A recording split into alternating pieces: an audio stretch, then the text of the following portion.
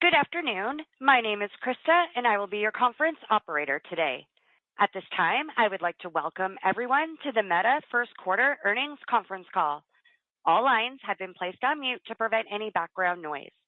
After the speaker's remarks, there will be a question and answer session. If you would like to ask a question, please press star one on your telephone keypad. To withdraw your question, again, press star one. We ask that you limit yourself to one question, and this call will be recorded. Thank you very much. Kenneth Dorell, Meta's Director of Investor Relations, you may begin. Thank you. Good afternoon and welcome to Meta's First Quarter 2025 Earnings Conference Call. Joining me today to discuss our results are Mark Zuckerberg, CEO, and Susan Li, CFO. Our remarks today will include forward-looking statements, which are based on assumptions as of today. Actual results may differ materially as a result of various factors, including those set forth in today's earnings press release and in our annual report on Form 10-K filed with the SEC. We undertake no obligation to update any forward-looking statement. During this call, we will present both GAAP and certain non-GAAP financial measures. A reconciliation of GAAP to non-GAAP measures is included in today's earnings press release. The earnings press release and an accompanying investor presentation. And now I'd like to turn the call over to Mark. All right, thanks, Ken. Thanks, everyone, for joining today. We've had a strong start to the year. Our community keeps growing with more than 3.4 billion people now using at least one of our apps. And I think we're well positioned to navigate the macroeconomic uncertainty.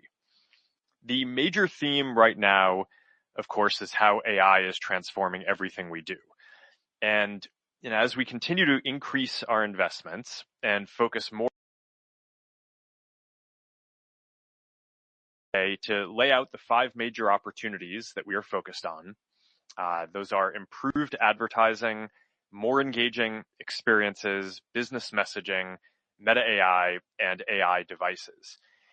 And these are each long-term investments that are downstream from us building general intelligence and leading AI models and infrastructure. Even with our significant investments, we don't need to, then I think that we will be wildly happy with the investments that we are making. The first opportunity is improved advertising. Our goal is to make it so that any business can basically tell us what objective they're trying to achieve, like sell, and then we just do the rest. Businesses used to have to generate their own ad creative and define what audiences they wanted to reach, but AI has already made us better at targeting and finding the audiences that will be interested in their products than many businesses are themselves. Better creative options for many businesses as well. I think that this is really redefining what advertising is into scale. And if we deliver on this vision, then over the coming years, I think that the increased productivity from AI will make advertising a meaningfully larger share of global GDP than it is today.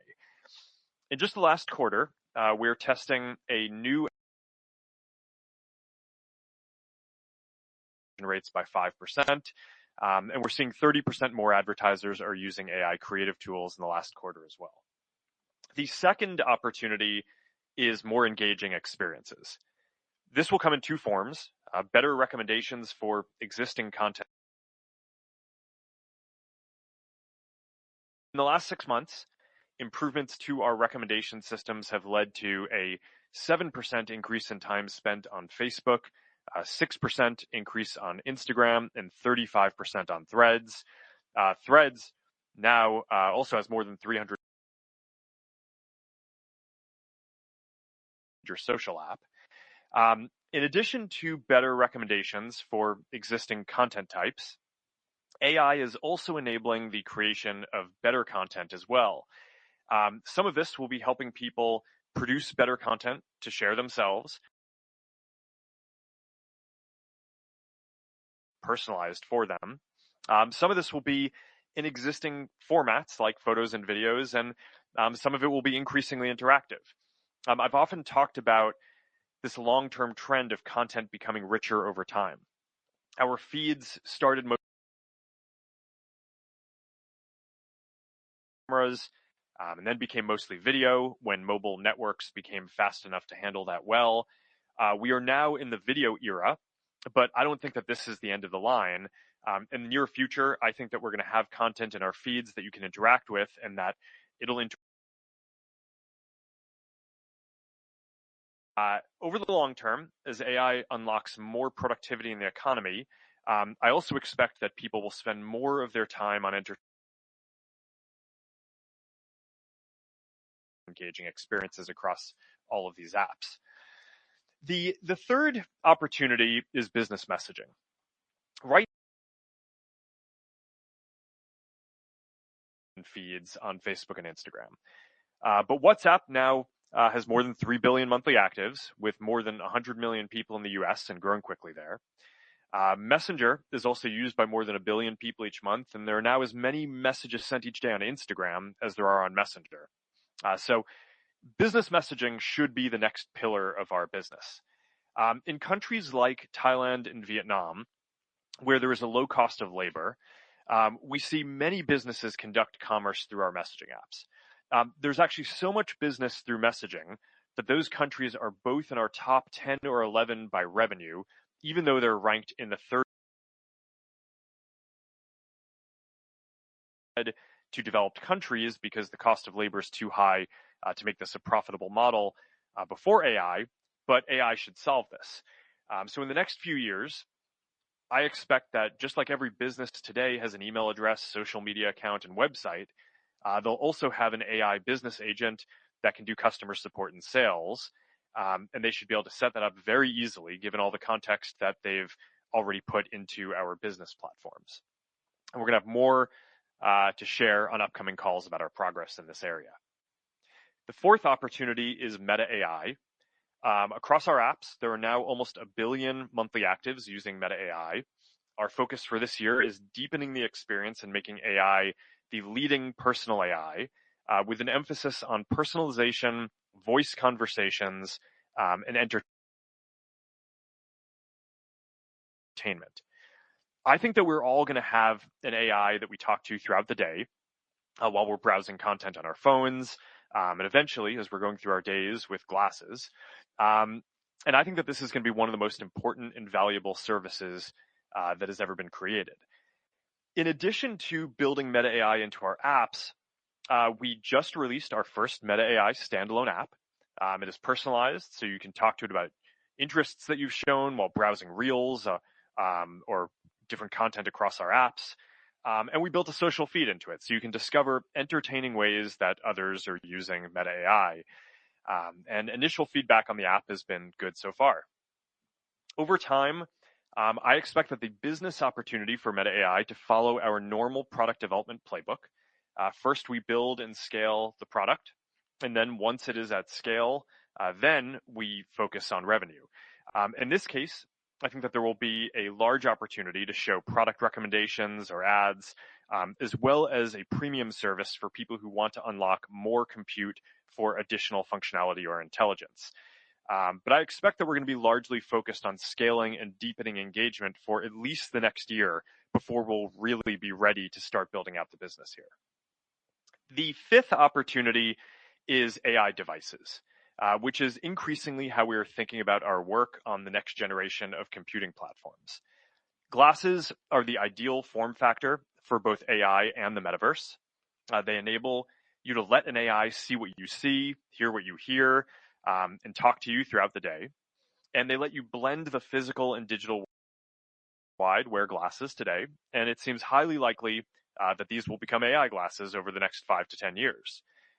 Building the devices that people use to experience our services lets us deliver the highest quality AI and social experiences.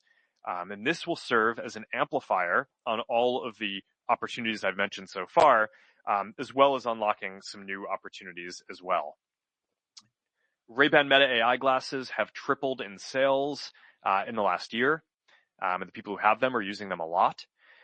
We've got some exciting new launches with our partner EssilorLuxottica later this year as well that should expand that category and add some new technological capabilities to the glasses. On Quest, we are also seeing deeper engagement as Quest 3S makes VR accessible to more people, and more people are creating experiences in Horizon with AI tools. Now, everything that I've talked about today is built on top of our AI models and our infrastructure.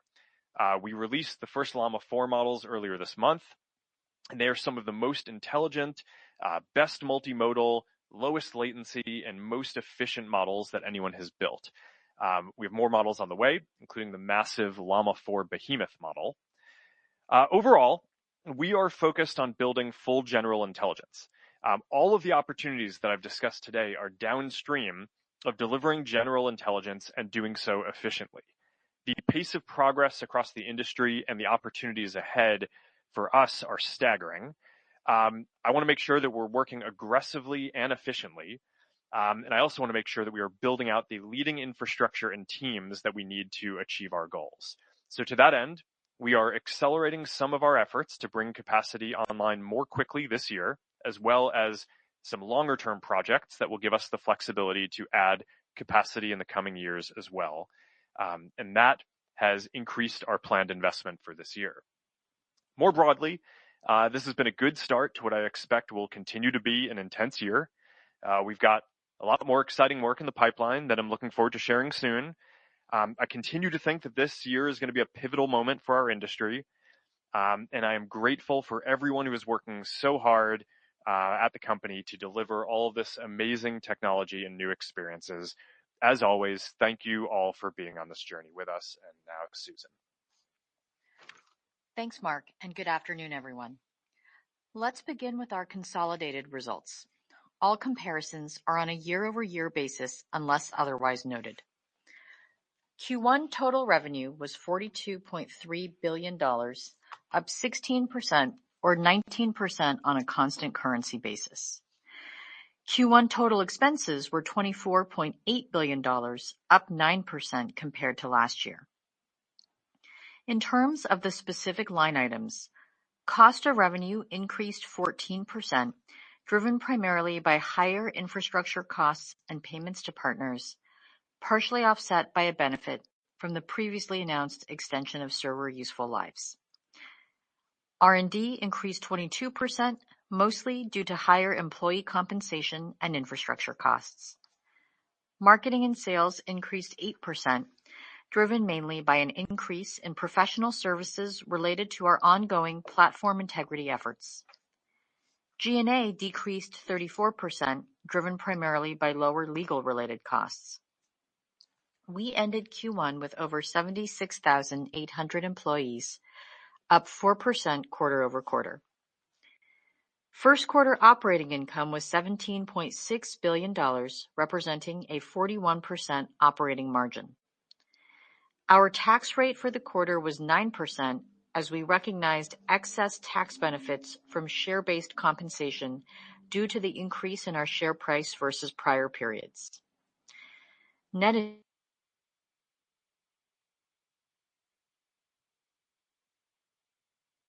expenditures, including principal payments on finance leases, were $13.7 billion, driven by investments in servers, data centers, and network infrastructure.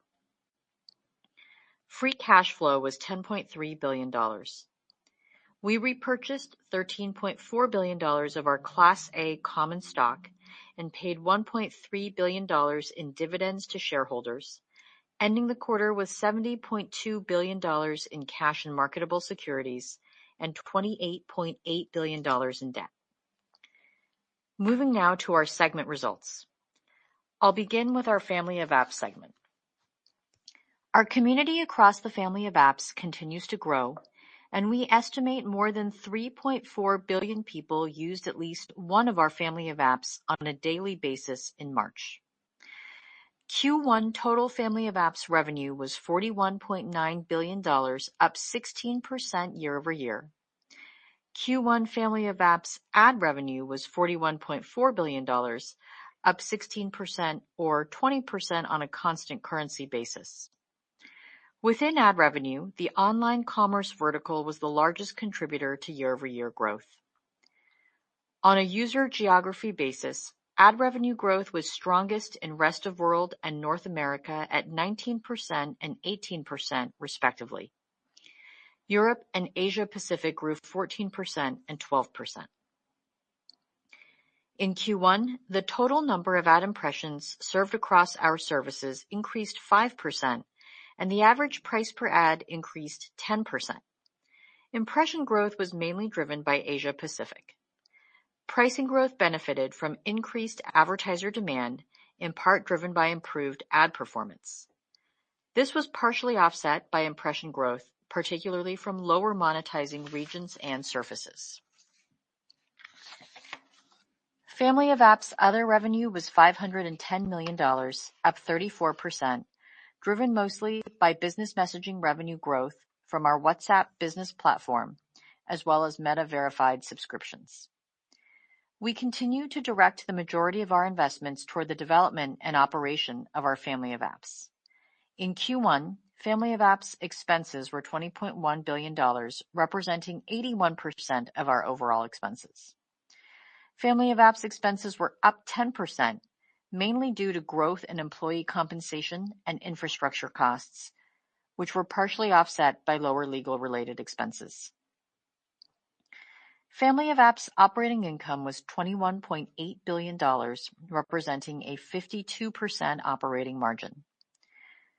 Within our Reality Labs segment, Q1 revenue was $412 million, down 6% year-over-year due to lower Meta Quest sales, which were partially offset by increased sales of Ray-Ban Meta AI glasses. Reality Labs expenses were $4.6 billion, up 8% year-over-year, driven primarily by higher employee compensation. Reality Labs operating loss was $4.2 billion. Turning now to the business outlook. There are two primary factors that drive our revenue performance: our ability to deliver engaging experiences for our community and our effectiveness at monetizing that engagement over time. On the first, we're focused both on enhancing our core Family of Apps today and building the next generation of devices and experiences through Reality Labs. I'll start with our Family of Apps. In the first quarter, we saw strong growth in video consumption across both Facebook and Instagram, particularly in the US, where video time spent grew double digits year-over-year. This growth continues to be driven primarily by ongoing enhancements to our recommendation systems, and we see opportunities to deliver further gains this year. We're also progressing on longer-term efforts to develop innovative new approaches to recommendations. A big focus of this work will be on developing increasingly efficient recommendation systems so that we can continue scaling up the complexity and compute used to train our models while avoiding diminishing returns. There are promising techniques we're working on that will incorporate the innovations from LLM model architectures to achieve this. Another area that is showing early promise is integrating LLM technology into our content recommendation systems. For example, we're finding that LLM's ability to understand a piece of content more deeply than traditional recommendation systems can help better identify what is interesting to someone about a piece of content, leading to better recommendations. We began testing using Llama in Threads recommendation systems at the end of last year, given the app's text-based content, and have already seen a 4% lift in time spent from the first launch. It remains early here, but a big focus this year will be on exploring how we can deploy this for other content types, including photos and videos. We also expect this to be complementary to Meta AI, as it can provide more relevant responses to people's queries by better understanding their interests and preferences through their interactions across Facebook, Instagram, and Threads. Earlier this year, we began testing the ability for Meta AI to better personalize its responses by remembering certain details from people's prior queries and considering what that person engages with on our apps. We are already seeing this lead to deeper engagement with people we've rolled it out to, and it is now built into Meta AI across Facebook, Instagram, Messenger, and our new standalone Meta AI app in the US and Canada. We're also continuing to focus on helping people connect over content. In Q1, we launched a new experience on Instagram in the US that consists of a feed of content your friends have left a note on or liked, and we're seeing good results. We also just launched Blend, which is an opt-in experience in direct messages that enables you to blend your Reels algorithm with your friends to spark conversations over each other's interests. These features all lean into Instagram's position at the intersection of entertainment and social connection.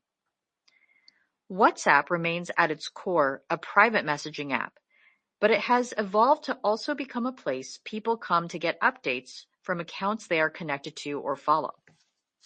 Today, there are tens of billions of views of status posts on WhatsApp each day, and we continue to invest in the Updates tab as a place people can go to do more.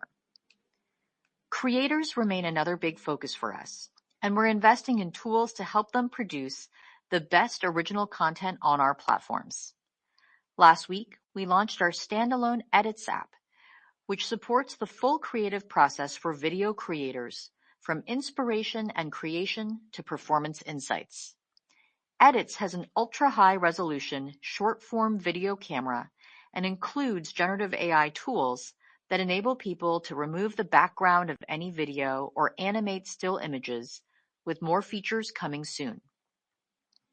Moving to Reality Labs, we're seeing very strong traction with Ray-Ban Meta AI glasses, with over 4 times as many monthly actives as a year ago, and the number of people using voice commands is growing even faster as people use it to answer questions and control their glasses. This month, we fully rolled out live translations on Ray-Ban Meta AI glasses to all markets for English, French, Italian, and Spanish. Now, when you are speaking to someone in one of these languages, you'll hear what they say in your preferred language through the glasses in real time. Now to the second driver of our revenue performance, increasing monetization efficiency. The first part of this work is optimizing the level of ads within organic engagement. We continue to optimize ad supply across each service to better deliver ads at the time and place they are most relevant to people. We are also starting to introduce ads on unmonetized services like Threads, which we opened up to all eligible advertisers this month to reach people in over 30 different markets to start, including the US. As we do for any newly monetized surface, we expect to gradually ramp ad supply as we optimize the ad formats and ensure they feel native to the app. We don't expect Threads to be a meaningful driver of overall impression or revenue growth in 2025. The second part of increasing monetization efficiency is improving marketing performance. We're continuing to improve our ad systems by developing new modeling technologies to more efficiently predict the right ad to show. In Q1, we introduced our new Generative Ads Recommendation Model, or GEM, for ads ranking. This model uses a new architecture we developed that is twice as efficient at improving ad performance for a given amount of data and compute. This efficiency gain enabled us to significantly scale up the amount of compute we use for model training, with GEM trained on thousands of GPUs, our largest cluster for ads training to date. We began testing the new model for ads recommendations on Facebook Reels earlier this year and have seen up to a 5% increase in ad conversions. We're now rolling it out to additional surfaces across our apps. On the ads product side, we're seeing continued momentum with our Advantage Plus suite of AI-powered solutions. We've been encouraged by the initial tests of our streamlined campaign creation flow for sales, app, and lead campaigns, which starts with Advantage Plus turned on from the beginning for advertisers. In April, we rolled this out to more advertisers and expect to complete the global rollout later this year. We're also seeing strong adoption of Advantage Plus Creative. This week, we are broadening access of video expansion to Facebook Reels for all eligible advertisers enabling them to automatically adjust the aspect ratio of their existing videos by generating new pixels in each frame to optimize their ads for full-screen surfaces. We also rolled out image generation to all eligible advertisers, and this quarter, we plan to continue testing a new virtual try-on feature that uses GenAI to place clothing on virtual models, helping customers visualize how an item may look and fit. Last, we continue to evolve our ads platform to drive results that are optimized for each business's objectives and the way they measure value. One example of this is our incremental attribution feature, which enables advertisers to optimize for driving incremental conversions, or conversions we believe would not have occurred without an ad being shown. We're seeing strong results in testing so far, with advertisers using incremental attribution in tests, seeing an average 46% lift in incremental conversions compared to their business-as-usual approach. We expect to make this available to all advertisers in the coming weeks.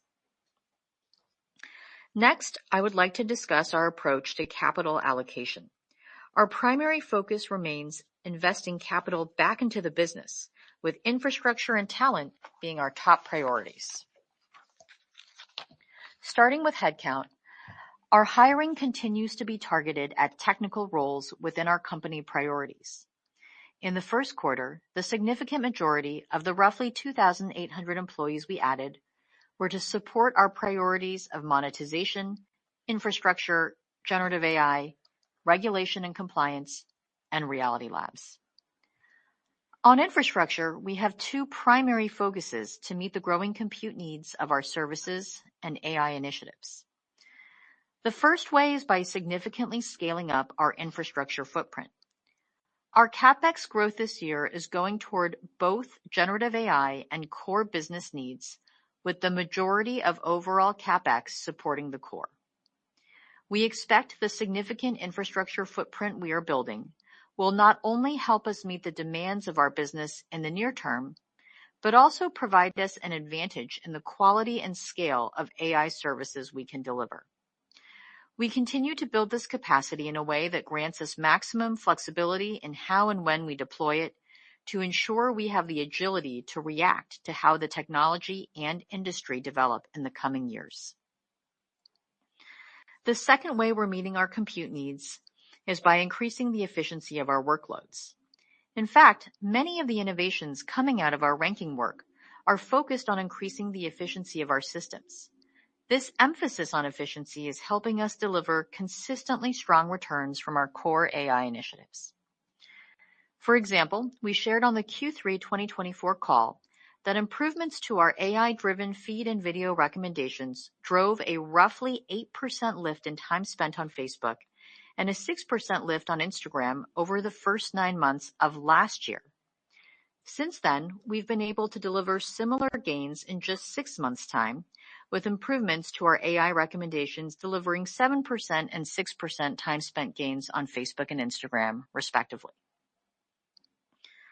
Before moving to our financial guidance, I want to acknowledge the dynamic macro environment and note that our range reflects the potential for a wider set of outcomes. We continue to feel good about the fundamental drivers of revenue growth and believe the past work we've done to streamline our operations and cost profile puts us in a strong position to navigate a variety of outcomes. Moving to our financial outlook. We expect second quarter 2025 total revenue to be in the range of $42.5 to $45.5 billion. Our guidance assumes foreign currency is an approximately 1% tailwind to year-over-year total revenue growth based on current exchange rates. Turning now to the expense outlook. We expect full year 2025 total expenses to be in the range of $113 to $118 billion, lowered from our prior outlook of $114 to $119 billion. Turning now to the CapEx outlook.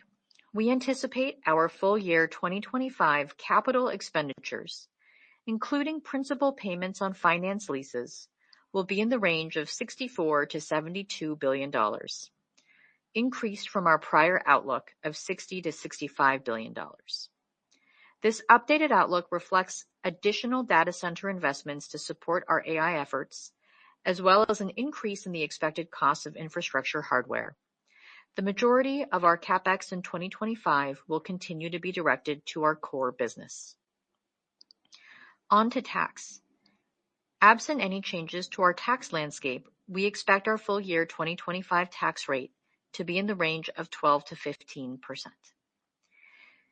In addition, we continue to monitor an active regulatory landscape, including legal and regulatory headwinds in the EU and the US that could significantly impact our business and our financial results. The European Commission recently announced its decision that our subscription for no ads model is not compliant with the DMA. Based on feedback from the European Commission in connection with the DMA, we expect we will need to make some modifications to our model, which could result in a materially worse user experience for European users and a significant impact to our European business and revenue as early as the third quarter of 2025. We will appeal the Commission's DMA decision, but any modifications to our model may be imposed before or during the appeal process. In closing, this was another solid quarter for our business. We believe the investments we're making across our company priorities will position us well in the coming years to continue delivering engaging services for our community, compelling results for advertisers, and strong business performance. With that, Krista, let's open up the call for questions.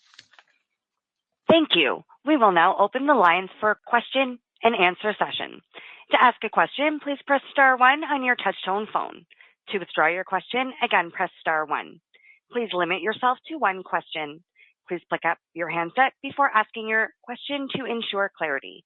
If you are streaming today's call, please mute your computer speakers. And your first question comes from the line of Brian Nowak with Morgan Stanley. Please go ahead. Great. Thanks for taking my questions. I have two. The first one's on Llama. Mark, the LLM landscape continues to sort of evolve and be somewhat competitive.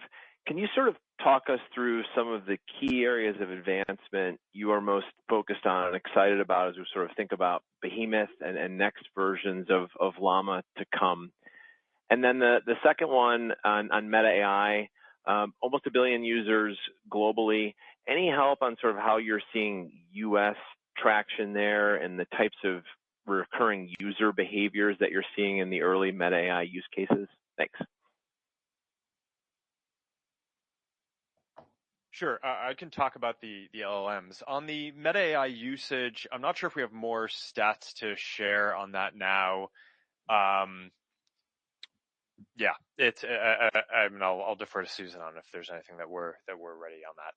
On the LLM, yeah, there's a lot of progress being made in a lot of different dimensions, and the reason why we want to build this out is one is that we think it's important that for kind of how critical this is for our business that we sort of have control of our own destiny and are not depending on another company for something so critical. But two, we want to make sure that we can shape the development to be optimized for our infrastructure and the use cases that we want. So to that end, Llama 4, the shape of the model with 17 billion parameters per expert was designed specifically for the infrastructure that we have in order to provide low latency experience to be voice optimized. One of the key things, if you're having a voice conversation with AI, is it needs to be low latency. So that way, when you're having a conversation with it, there's no large gap between when you stop speaking and it starts. So everything from the shape of the model to the research that we're doing to the techniques that go into it are kind of fit into that. Similarly, another thing that we focused on was context window length. And, in some of our models, we're industry leading on context window length. And part of the reason why we think that that's important is because we're very focused on providing a personalized experience. And there are different ways that you can put personalization context into an LLM, but one of the ways to do it is to include some of that context in the context window. And having a long context window that can incorporate a lot of the background that a person has shared across our apps is one way to do that. So that's it kind of is giving you a flavor of the products that we're trying to build and then some specific technical architecture decisions and research prioritization that we basically have made in order to deliver the specific experience that we're going for. I could go on and add a lot more. The reason, I think it's also very important to deliver big models like Behemoth, not because we're going to end up serving them in production, but because of the technique of distilling from larger models. Right, the Llama 4 models that we've published so far, and the ones that we're using internally, and some of the ones that we'll build in the future, are basically distilled from the Behemoth model in order to get the 90-95% of the intelligence of the large model in a form factor that is much lower latency and much more efficient. So these things are all very important. Obviously, we wouldn't be able to do that kind of distillation from other closed models. So that kind of gives you a flavor for how we're thinking about the development of this, and then of course the models and the infrastructure that we're building out power all of the opportunities that I mentioned before. Brian, I'm happy to answer your second question about Meta AI. The top use case right now for Meta AI from a query perspective is really around information gathering, as people are using it to search for and understand and analyze information, followed by social interactions from, ranging from casual chatting to more in-depth discussion or debate. We also see people use it for writing assistance, interacting with visual content, seeking help. And we see people engage with Meta AI from several different entry points. WhatsApp continues to see the strongest Meta AI usage across our family of apps. Most of that WhatsApp engagement is in one-on-one threads, followed by Facebook, which is the second largest driver of Meta AI engagement, where we're seeing strong engagement from our Feed Deep Dives integration that lets people ask Meta AI questions about the content that's recommended to them. And we're obviously excited about the launch of the Meta AI standalone app. Your next question comes from the line of Eric Sheridan with Goldman Sachs. Please go ahead. Thanks so much for taking the question. Maybe following up on Brian's question and coming at it from a different angle, and appreciate the color on the use cases you're seeing today for Meta AI. How would you suspect those use cases evolve with a standalone app? Can you bring us into a little bit the decision process to do a standalone app, what that might change in terms of utility, frequency, or scale relative to what you see inside family of apps today, and how you think about positioning Meta AI as a standalone app against the competitive landscape today of other standalone sort of consumer AI apps? Thank you. Yeah, I can talk about that. We're going to focus on both integrating it into our family of apps in more ways and building a standalone experience. I think some people want faster access to it or a more built out feature set than you can build into an app like WhatsApp. So the standalone app will be valuable for that. I also think that the standalone app is going to be particularly important in the United States because WhatsApp, as Susan said, is the largest surface that people use Meta AI in, which makes sense. If you want to text an AI, having that be closely integrated and a good experience in the messaging app that you use makes a lot of sense. But while we have more than 100 million people use WhatsApp in the United States, we're clearly not the primary messaging app in the United States at this point. iMessage is. We hope to become the leader over time, but we're in a different position there than we are in most of the rest of the world on WhatsApp. So I think that the Meta AI app as a standalone is going to be particularly important in the United States to establishing leadership in as the main personal AI that people use. But we're going to keep on advancing the experiences across the board in all of these different areas. Your next question comes from the line of Justin Post with Bank of America. Please go ahead. Great, thank you. A couple questions just on the guide in the second quarter. There are reports of potential, supply issues in e-commerce. How you thought about that in the guide, and maybe how you're thinking about it for the back half. And then on a bigger picture question, your CapEx spend is now close to some hyperscalers with very big client bases. Just help us conceptualize the kind of ecosystem you're building with your CapEx. I know you gave a lot of help on the intro, but maybe the ROI works without direct enterprise spend to drive revenues. How you're thinking about that? Thank you. Thanks, Justin. On the Q2 guide, there's uncertainty, obviously, in how the macro environment will evolve over time and how that could impact different segments of our business. Our Q2 revenue outlook aims to factor that in, and that's partly why the $3 billion range reflects the potential for a wider range of outcomes. Specifically, we have seen some reduced spend in the U.S. from Asia-based e-commerce exporters, which we believe is in anticipation of the de minimis exemption going away on May 2nd. A portion of that spend has been redirected to other markets, but overall spend for those advertisers is below the levels prior to April. But our Q2 outlook, reflects the trends we're seeing so far in April, which have generally been healthy. So it's very early.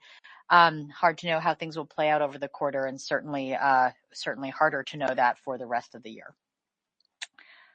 Your second question is about why we're investing more in CapEx. And, we really believe that our ability to build world-class infrastructure gives us a meaningful advantage in both developing the leading AI technology and services over the coming years.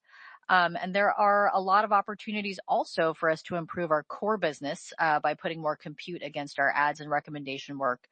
So even with the capacity that we're bringing online in 2025, we are having a hard time meeting the demand that teams have for compute resources across the company. So we are going to continually invest, meaningfully here across our infrastructure footprint, but we are also really looking to build this capacity in a way that gives us the maximum flexibility in how and when we deploy it over the coming years, so we can respond to how the market and technology develop.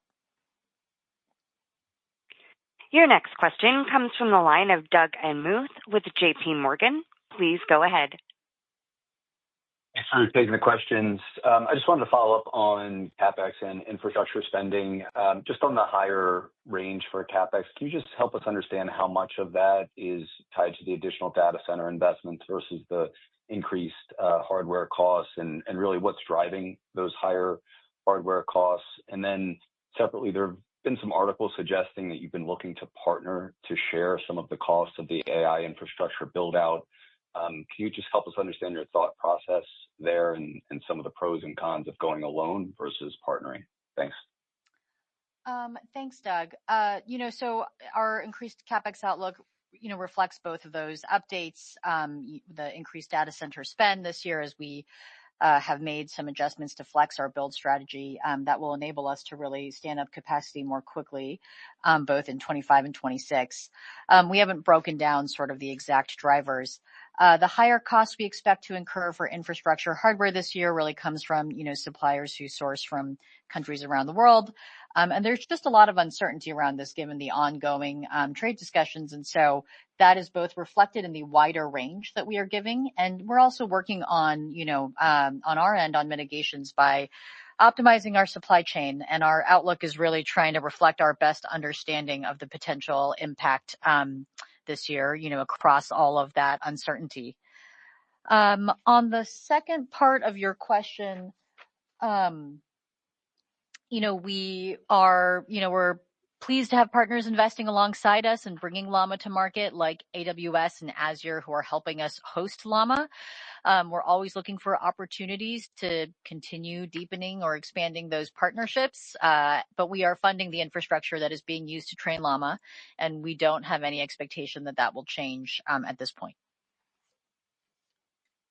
Your next question comes from the line of Mark Shmulik with Bernstein. Please go ahead.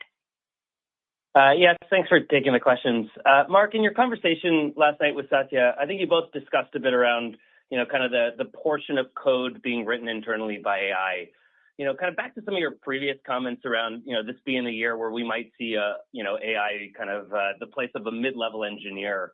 With the world evolving so quickly, can you share some places where you've seen strong traction there? And, are we progressing kind of faster, slower, or as you expected towards this milestone? And then, Susan, with the expense guidance coming down just a touch, how should we think about just the overall cadence of expected spending, really as it relates to kind of core business performance and the realities of the day-to-day world we're living in? Thank you. I can talk about the coding agent work. I don't think that there's been any real change in our prediction for the timing of this. So I'd say it's basically still on track for something around a mid-level engineer, kind of starting to become possible sometime this year, scaling into next year. So I'd expect that, by the middle to end of next year, AI coding agents are going to be doing a substantial part of AI research and development. So we're focused on that. Internally, we're also very focused on building AI agents or systems that can help run different experiments to increase recommendations across our other AI products, that like the ones that do recommendations across our feeds and things like that. So I think that if it works, should just accelerate our progress in those areas. That's the basic bet that we're making. Your second question about our lowered expense outlook, really we are 4 months into the year. The lowered outlook reflects more refined forecasts, including updated expectations for both employee compensation as well as some other non-headcount related operating expenses this year. And that's partially offset by higher expected infrastructure costs related to our increased CapEx outlook, as well as higher expected Reality Labs cost of goods sold. And we've maintained our $5 billion range, just given the more dynamic operating environment that we're in. And what I would say is, our investment posture today reflects, the significant opportunities that we see across each of the company and priorities that we're investing in this year. We will obviously continue evaluating depending on how macro conditions more broadly evolve, but we really feel like these are big strategic priorities for us and are critical for us to continue investing in. And in fact, I think one of the aims of our efficiency work over the last 2 years was to put us in a stronger financial position so that we can continue investing in key priorities through tougher financial cycles. Your next question comes from the line of Ross Sandler with Barclays. Please go ahead. Great. Mark, yesterday in one of your many kind of podcast or keynote presentations, you had mentioned that like a bunch of projects that your teams want to or aspire to do are kind of bottlenecked by the AI capacity, which Susan just talked about earlier. And that even, some of the testing that the ad ranking team wants to run is just getting kind of delayed. So I guess looking out either, this year, next year, whenever, when do you kind of see some of this constraint being eased back? And, more broadly, we're kind of 3 years past the IDFA impact your business. So where do you think we are in terms of just the overall improvements to the ad ranking system, the ROI that you guys are able to deliver, and like what inning are we in on that, in your opinion? Thank you very much. I can take a shot at both of those, and Mark, you can obviously chime in. On the first question, the capacity landscape we are in is pretty dynamic, both in terms of the many moving parts in terms of us bringing capacity online, but also in terms of the demand from different product groups in our company, whether they are in the Gen AI teams or whether they're doing more of the core AI work around ranking and recommendations. So both the supply and demand, are quite fluid. And so we don't have a sort of fixed answer in terms of, when we expect that that we will sort of have enough supply to meet all demand. But that's something that we are working very hard to alleviate, and it's part of why we accelerated bringing more data center space online this year. And also we're very focused on increasing the efficiency of our workloads over the course of the year. On your second question about, ads performance, ads ranking, we have invested for many years and continue to invest in driving ad performance improvements. Year-over-year conversion growth remains strong. And in fact, we continue to see conversions grow at a faster rate than ad impressions in Q1, so reflecting increased conversion rates. And, ads ranking and modeling improvements are a big driver of overall performance gains. We have a lot of innovations in model architecture in both the ads retrieval and ranking stages of the ads delivery process to serve more relevant ads to people. We talked about the introduction of the new GEM ads recommendation model in Q1, and we have talked about some of the prior model architecture improvements like Lattice and Andromeda in past quarters. For us, we really, believe first and foremost that advertising is a relative performance game. That's especially important for us because the vast majority of our business is direct response advertising. So we feel good about how the prior investments are paying off, and we continue to invest in a lot of different work to constantly improve our ads ranking and recommendations performance. Your next question comes from the line of Kenneth Gawrowski with Wells Fargo. Please go ahead. Thank you so much. Two for me, please. First, maybe Mark, how should we think about the timing of AI capabilities necessary to drive WhatsApp for Business adoption in higher labor cost labor markets? What is Meta doing to accelerate that adoption? And do you see this as mostly incremental to SME ad spend that you're already capturing? And then for Susan, one please. What does the revised CapEx outlook for this year for 25 mean about future years? Does it mean anything? Or you talked about this being an acceleration in your revised outlook statement. Should we think about this as a new starting point to think about 26 and beyond, or should we just start fresh in 26 and think about the needs and capacity at that point? Thank you.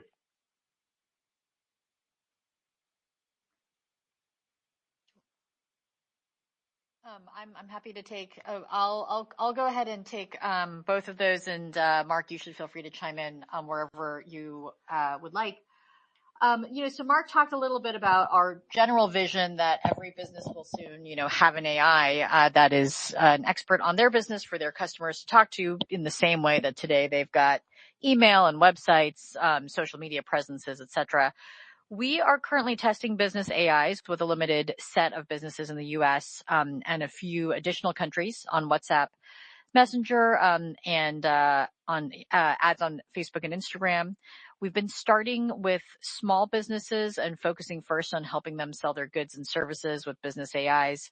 But ultimately, we are working on tools to support businesses at every stage of the customer funnel, from lead generation to order management and customer service. And a core area that we're addressing right now is really the ability for businesses to customize and control the agent to achieve the outcome that they want. So we've launched a new agent management experience and dashboard that makes it easier for businesses to train their AI based on existing information on their website or WhatsApp profile or their Instagram and Facebook pages. And we're starting with the ability for businesses to activate AI in their chats with customers. We are also testing business AIs on Facebook and Instagram ads that you can ask about product and return policies or assist you in making a purchase within our in-app browser. So again, the ultimate vision is to build an experience that serves customers across all of these different services and apps. No matter where you engage with the business AI, it should be one agent that recalls your history and your preferences. And we're hearing encouraging feedback, particularly that adopting these AIs are saving the businesses that we're testing with a lot of time and helping to determine which conversations make sense for them to spend more time on. And then your second question, right, was about 2026 CapEx. Infrastructure, as I alluded to earlier, just is a very dynamic planning area, given the continued advances in AI. And also for us, the fact that we continue to find a lot of good use cases to put capacity toward in our core AI ranking and recommendations work. So I would say it's too early to discuss plans beyond 2025. Your next question comes from the line of Youssef Squali with Truist Securities.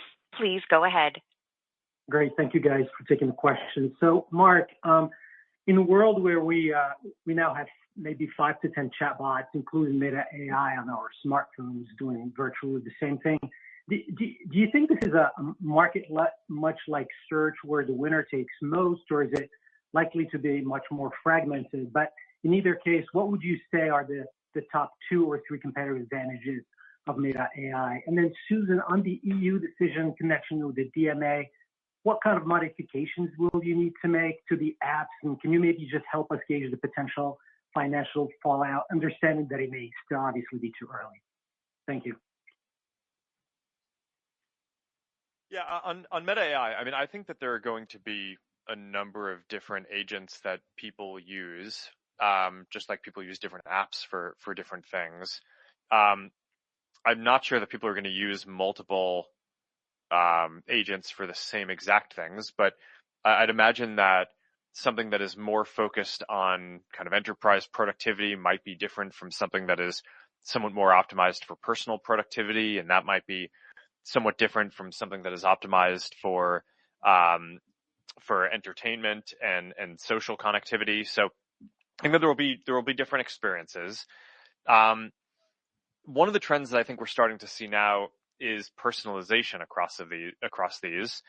Right now, if the experience is unpersonalized, then you can kind of just go to different apps and get, reasonably similar answers to different questions. But once an AI starts getting to know you and what you care about and context, and can build up memory from the conversations that you've had with it over time, I think that will start to become somewhat more of a differentiator. So that's one thing that we think will matter. And then, of course, there's all the different modalities, being able to not just answer questions about in text, but being able to do voice and multimodal and be able to produce images and videos and understand all those things and have good conversations about that, I think is going to be important overall. So, I think Meta AI is well positioned, but we have a lot of work to do in order to make it the leading personal AI. And Youssef, on your second question, it is really too early to speak about what those changes could be because we are in the process of engaging with the European Commission. I think maybe the most useful sort of metric I could give you is just that our advertising revenue in the European Economic Area and Switzerland, which would be the geographies impacted here, was 16% of our worldwide total revenue in 2024. Again, we are continuing to engage actively with the European Commission further on this, so we hope to have more clarity by next quarter's call. Krista, we have time for one last question. Your last question comes from the line of Mark Mahaney with Evercore ISI. Please go ahead. Thanks. I'll just throw in 2.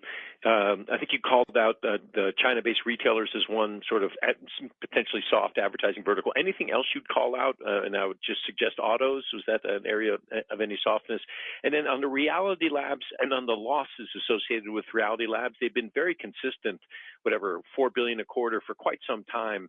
Is there light at the end of the tunnel? Is there reason to think? Is there a factor that would occur that would cause those losses to come down? And when would that be? But maybe more importantly, what is going to cause those losses to come down? Thank you very much. Mark, let me take your first question about other verticals. We generally saw healthy growth in most verticals in Q1. We did see some weakness in gaming and politics. So year-over-year growth in gaming was negative in Q1 as we lapped a period of strong spend from China-based advertisers that were promoting a larger volume of game titles in Q1 of 2024. And then year-over-year growth in the government and politics vertical dropped sharply, as expected, with the conclusion of U.S. elections, but that continues to just be a very small vertical overall. And then your second question on Reality Labs. Labs one. I mean, we're basically focused on doing the work more efficiently, but as the AI glasses have really taken off, I've talked about this on a number of calls. There are more investments that I think makes sense to make around making sure that we can distribute this and grow it very quickly. I mean, if you look at some of the leading consumer electronics products of other categories, by the time they get to their 3rd generation, they're often selling 10 million units and scaling from there. And I'm not sure if we're going to do exactly that, but I think that that's like the ballpark of the opportunity that we have, and that's something that I think we're kind of focused on scaling to that, and then scaling beyond that for the generations after that. So I think some of the effort that we're doing is we're going to get more efficient in some parts of the work that we do, but then as a bunch of the products start to hit and start to grow even bigger than and the number that I just said is just sort of like the sort of a near term milestone, then then I think we'll continue scaling in terms of distribution, and then at some point, just like the other products that we build out, we will feel like we're at a sufficient scale that we're going to primarily focus on making sure that we're monetizing and building an efficient business around it. But that's kind of where we're at on it. We're definitely focused on doing the work more efficiently, but also very optimistic about what we're seeing in the results, especially on the AI glasses side. Great. Thank you everyone for joining us today. Excuse me. And we look forward to speaking to you again soon.